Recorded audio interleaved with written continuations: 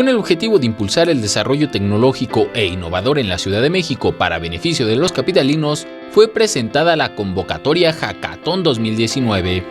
Con el apoyo de importantes empresas, los jóvenes participantes tendrán la oportunidad de desarrollar proyectos en materia de movilidad, inclusión financiera, innovación social y formación de talento.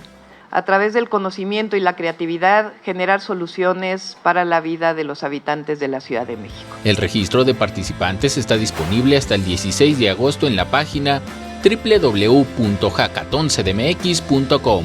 La fase virtual dará inicio el 26 de agosto y hasta el 6 de septiembre.